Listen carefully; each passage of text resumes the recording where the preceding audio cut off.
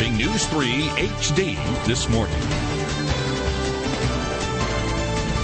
Well, Senator Russ Feingold is running for his fourth term in the U.S. Senate. Today he is turning in his nomination papers, but before he does that, he's talking with us this morning. Thanks for joining us. Good morning.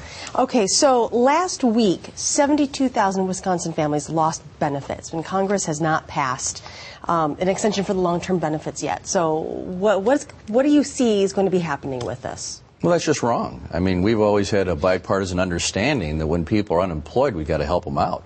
We've got people calling our office in tears. I believe we have to do this. I've voted to do it, but too many people in the Senate have not agreed to it. And frankly, one of my opponents has said, you know, these people should just figure out a way to get back to work, as if there's just all kinds of jobs out there. So that's one of the differences in the election here. I believe in fighting for jobs, for working people, and not suggesting that it's always easy for them in a situation like this to survive. They need the benefits, and I'll be going back today to fight to get that done. You're also going to vote against the president's financial reform package for Wall Street. You think the administration is going a little too easy on Wall Street? Yeah, you notice Wall Street's not very upset. That should tell you everything you need to know. This bill doesn't deal with the two big things that caused the collapse. One is a lot of these financial houses are too big to fail. This bill doesn't deal with that problem. The other thing is it doesn't take us back to the pre-1999 law that worked since the Great Depression that said there should be a difference between investment companies and commercial banks. So the big things that have to be done here aren't done. It'd be like if you went in for heart surgery and they said, well, we're fixing your foot and you got a skin situation. We didn't fix your heart, but we fixed those things. That's basically what this bill does. And I'm not going to be part of an effort to pretend that this does the job of making sure that this doesn't happen again. What do you see as being your bigger challenges for this run? Look, this is something that is an enormous honor. I have such respect for the process and especially for the people of Wisconsin. I need to go out and ask them if I can keep working for them. Started the process of collecting nomination papers on June 1st. We had people at 130 events over the July 4th weekend collecting signatures, and we're going to file 20,000 signatures today. That starts the process.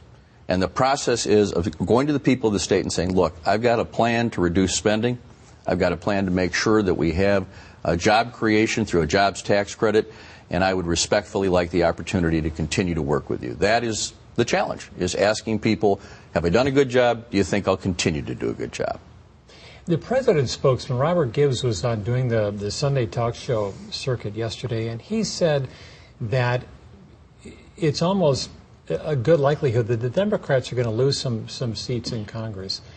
And I found that kind of surprising that the administration's already kind of setting everyone up for. Isn't it unusual that they would say something like that? I think they're just being honest. It's almost always the case then in an off year, when it's not a presidential year, that some seats are lost. But I think it's also a recognition that we're ready to fight.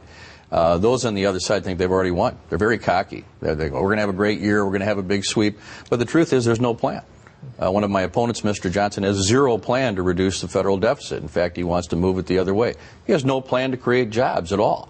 So when they see that we're actually working on these things, that the President's Recovery Act is actually creating private sector jobs, that it gave a tax cut to 95% of the American people, or the working American people, I think what's going to happen is that people are going to say, well, why would we throw these other guys in there in a wholesale kind of way when they don't have any plan at all? I want to continue to help the President move forward with his agenda, where I think I agree with him, and I do agree with him on the jobs issues and on the health care issues. So why not be honest? It's going to be a tough fight.